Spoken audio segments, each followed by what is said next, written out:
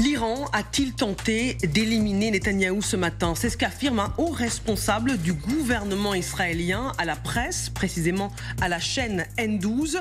Une déclaration à prendre avec prudence, mais qui intervient alors que la résidence privée de Benyamin Netanyahou a été visée ce matin par des drones venus du Liban, en pleine guerre avec le Hezbollah, allié de Téhéran. Regardez ce communiqué. Un drone a été lancé vers la maison du Premier ministre à Césarée. Lui et son épouse n'étaient pas là et l'incident n'a fait aucune victime. Le drone a touché la région de Césarée, la ville côtière dans le centre d'Israël, où se trouve la résidence de Netanyahou. Regardez cette séquence.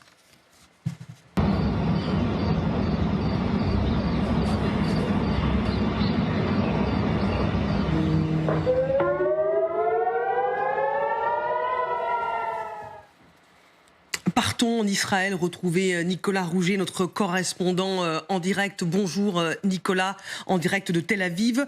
Que sait-on sur ce qui s'est passé ce matin ? Alors apparemment, ce sont 3 drones qui se sont envolés du sol libanais et qui ont procédé à aller vers le sud. Un d'entre eux donc a touché une maison dans Césarée. Apparemment, il y aurait eu des dommages sur la résidence du Premier ministre, mais pour l'instant, ce n'est pas confirmé officiellement. Les 2 autres auraient été interceptés par l'armée de l'air israélienne proche de Tel Aviv. Cela ressemble presque à s'y méprendre au modus operandi qui avait fait l'attaque, qui avait tué plusieurs soldats et blessé des dizaines d'autres sur une base militaire à Binyamina, juste à côté de Césarée. Donc vraiment, c'est un drone qui a échappé à l'escorte de l'armée de l'air israélienne. Alors Israël a un bouclier antimissile très performant, mais c'est leur angle mort. Ce sont ces drones qui peuvent échapper aux intercepteurs, grâce en particulier parce qu'il n'y a pas de système de suivi. Ils doivent être descendus par des avions ou des hélicoptères, et donc cela peut vouloir dire qu'ils peuvent disparaître des radars et toucher leur cible. Alors évidemment, est-ce que c'est un attentat ciblé ou pas sur la résidence du Premier ministre? Est-ce que c'est commandité par l'Iran? Pour l'instant, on n'en sait rien, mais les systèmes de sécurité israéliens ont renforcé la sécurité des hauts responsables israéliens pour l'instant. Donc évidemment, à suivre, à voir si cela demandera une riposte aussi de la part des Israéliens. Merci Nicolas Rouget pour ces remontées de terrain en direct de Tel Aviv, en Israël. Allons plus loin en plateau avec nos invités. Accueillons le général François Chauvency. Bonjour général. Bonjour. Consultant militaire, géopolitique pour LCI. Rina Bassiste, bonjour. Vous êtes correspondante de la radio israélienne à Paris et rédactrice au journal américain Al Monitor et ancienne diplomate. Ulrich Bouna, bonjour. Chercheur associé chez Open Diplomacy, analyste géopolitique et auteur de La guerre hybride en Ukraine. Quelle perspective aux éditions du Cygne? Nous y reviendrons dans quelques minutes. On l'a dit, Netanyahou et son épouse n'étaient pas dans leur résidence qui a été visée par des drones ce matin, mais le symbole est là. Est-ce un avertissement, Rina Bassiste? Et si oui, de la part de qui? Bon, d'abord, je crois que Nicolas a bien dit, c'était a priori le modèle de drone qui a visé, s'il a vraiment visé la résidence de M. Netanyahou, était du même modèle de drone qui était déjà utilisé par Hezbollah, qui ont frappé il y a une semaine justement une base militaire de brigade de Golani, qui a fait en fait 4 morts. Et donc là, a priori, ça sera plutôt le Hezbollah que l'Iran, mais bien sûr, on va attendre, voir l'armée enquête pour l'instant, voir pourquoi ces drones n'étaient pas interceptés plus tôt, comme les 2 autres drones qui étaient lancés. Avoir dit ça, est-ce que c'est vraiment un avertissement? Je dirais que au moment où Hezbollah justement a montré que sa capacité de frapper Israël avec des drones s'est améliorée au fil des derniers mois, justement avec cette attaque meurtrière que je mentionnais tout à l'heure sur la base militaire. Là, si, on peut dire qu'il y a un avertissement. Regardez bien, on peut même arriver à la maison du Premier ministre. Il faut quand même souligner que il fallait pas beaucoup de renseignements pour savoir où se trouve la maison de M. Netanyahou. Ça fait des années en fait qu'il y a en fait des manifestations devant cette maison. Donc c'est une maison qui est extrêmement connue. On n'a pas besoin de photos de drones ou de taupes ou ce genre de choses justement pour savoir exactement où il habite. On peut bien s'imaginer aussi que dans des temps comme ça, avec ce qui s'est passé vendredi, que M. Netanyahou sera plutôt à Jérusalem qu'à sa maison privée. Ulrich Bounard. Oui, je rejoins complètement ce qui vient de dire. Pour le coup, il y a, je pense, deux choses. La première chose, c'est de montrer effectivement la capacité du Hezbollah à atteindre finalement des cibles avec des drones un peu partout sur le territoire israélien. Donc effectivement, en général, il y a des cibles militaires qui visent à faire des morts et des cibles peut-être plus symboliques comme effectivement la résidence du Premier ministre. Et je pense qu'en plus de ça, ça s'inscrit dans un cadre plus large qui est qu'effectivement, Israël, depuis des mois, donc, enfin même depuis cet été, grosso modo, assassine méthodiquement à peu près toutes les têtes on va dire, des groupes qui sont opposés et qui font la guerre à Israël, le Hezbollah, le Hamas, etc. Et donc finalement, il y a aussi cette volonté symbolique de montrer donc déjà les capacités à faire et les capacités finalement à dire vous attaquez nos têtes, on pourrait tout à fait, si vous décidez d'escalader encore plus loin, on pourrait tout à fait décider nous aussi de s'en prendre finalement à vos têtes, qu'elles soient militaires ou civiles. Général, est-ce que vous pensez qu'un message a été envoyé à Israël ce matin avec ces drones ? C'est peut-être un message. Moi, je pense que c'est plutôt un coup de poker, que le Hezbollah, d'abord, veut marquer symboliquement, alors c'est à la fois message et pas message, le fait quand même que le Sinoir, du côté du Hamas, a été éliminé quand même. Donc c'est un peu essayer, pourquoi pas essayer de tuer Netanyahou, parce qu'on vit un problème de la taupe.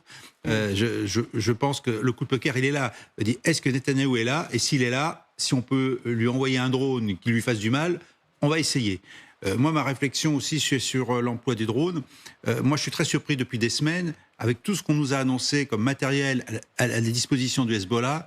Comment se fait-il qu'il n'y ait pas eu une attaque massive sur différents sites importants, y compris sur la résidence de Netanyahou, saturant les défenses, parce que je pense qu'à un moment donné, les défenses antiaériennes sont saturées, pour vraiment marquer le coup militairement. Et je conclurai un petit peu par mon appréciation finale, je dirais, moi j'ai plutôt l'impression que c'est un acte de désespoir du Hezbollah, qui ne peut pas faire grand-chose. Finalement, il ne peut pas faire grand-chose. Avec tout ce que je viens de dire, même ça, il n'est pas capable de le faire. Donc, marquer le coup, oui, j'ai encore quelques moyens. Enfin, 3 drones, dont un seul qui arrive et encore pas jusqu'au bout, on doute des moyens. Et puis quand même, il faut marquer le coup après l'élimination de Sinoir, même si ce n'est qu'un allié. Mais peu importe, il faut marquer le coup, donc symboliquement. Alors, c'est à la fois un message, pas un message. Moi, je pense aussi que c'est un message d'échec, à nouveau. Du Hezbollah. Aujourd'hui, le Hezbollah, je me trompe peut-être, n'a pas la main. C'est Israël qui a la main. Est-ce que c'est une initiative potentiellement du Hezbollah ou est-ce qu'il faut y voir la main de l'Iran derrière ? Moi, je dirais plutôt, là je rejoins ce qui a été dit, moi je pense que c'est plutôt Hezbollah. Après, peut-être je me trompe, mais vraiment, il y a l'empreinte, si on peut dire ça, de Hezbollah, d'abord avec les modèles mêmes. Donc, côté technique, le fait est qu'ils se sont beaucoup améliorés ces derniers mois, donc ils sont capables, et ça c'est encore dans le nord d'Israël, c'est pas vraiment à côté de la frontière, mais c'est quand même dans le nord, dans les champs assez faciles. Je pose la question parce que le Hezbollah est l'allié de l'Iran, ou plutôt l'Iran, sa marionnette, c'est le Hezbollah. C'est pour ça que je posais la question. Même si techniquement le Hezbollah a peut-être mené cette opération, est-ce qu'il a été téléguidé par Téhéran, qui est en plein affrontement, on va dire, au niveau 1 face à Israël? Bon, après, c'est très possible qu'il y ait une concertation, justement. Les Iraniens aussi avaient leur part d'humiliation de côté israélien avec Ismail Haniyeh qui était tué à Téhéran. Et il y a peut-être une concertation, une volonté, justement, de toucher au symbole étatique. Et ça, c'est assez clair, je pense. On peut dire pareil sur Hamas. Il y a sûrement une volonté de... C'était bien expliqué tout à l'heure. Israël a coupé quasiment tous les têtes de ses adversaires. Donc, bien sûr, il y a cette volonté. Mais de là à dire que vraiment c'est l'Iran qui a donné l'ordre à Hezbollah viser aujourd'hui M. Netanyahou, je ne suis pas tout à fait sûre. Ulrich Ouais, Bouna. c'est très compliqué de faire la part des choses dans ces mouvements. On le voit finalement dans les documents qui sont sortis sur les préparations du 7 octobre. On a bien vu que Sinwar n'avait pas forcément indiqué l'ensemble des détails qu'il allait mener de l'attaque qu'il a menée en Israël. Il n'a pas forcément donné tous les détails aux Iraniens. On voit bien aussi pareil pour les Houthis que chacun de ces groupes en fait ont toujours un peu quelques marges de manœuvre. Sur les grandes thématiques, on va dire que oui, il y a synchronisation avec le parrain iranien. En revanche, sur chaque opération, il est des fois assez difficile de dire si c'est un ordre direct venu des mollahs iraniens ou si finalement c'est plus une prise d'initiative, mais qui s'inscrit dans un contexte plus large. Oui. Grosso modo, ce faisceau de groupes pro-iraniens, on va dire, doit répondre d'une façon ou d'une autre à l'ensemble des coups qui leur a été portés. Rien ne nous dissuadera à lancer Benyamin Netanyahou aujourd'hui, justement, après le lancement de ce drone qui a visé sa résidence. Une manière pour lui de montrer sa détermination sur tous les fronts. C'est dans ce contexte que les Américains ont révélé qu'ils savaient quand et où Israël allait frapper l'Iran. C'est ce qu'a admis Joe Biden, le président américain, de manière très succincte face à la presse américaine. Do you have a good understanding right now what Israel is going to do in response to Iran's October 1st attacks and when they will actually respond to Iran? Yes and yes. Can you tell us? No and no. Sir, did you hear?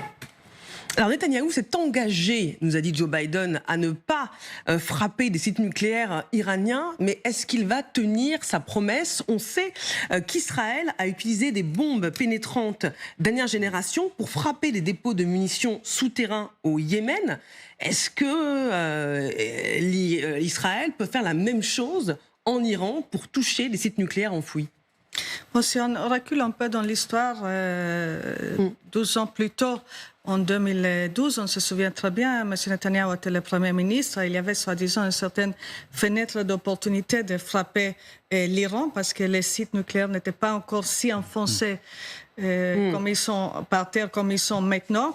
Il y avait des discussions justement entre le gouvernement israélien et l'administration américaine à l'époque. Et à la fin, c'est en tout cas, c'est qu'on entend de l'extérieur. Les Américains ont dit si vous allez, on n'est pas avec vous. Hein, vous allez seul. C'est votre problème. Et là, M. Netanyahou a décidé de ne pas aller.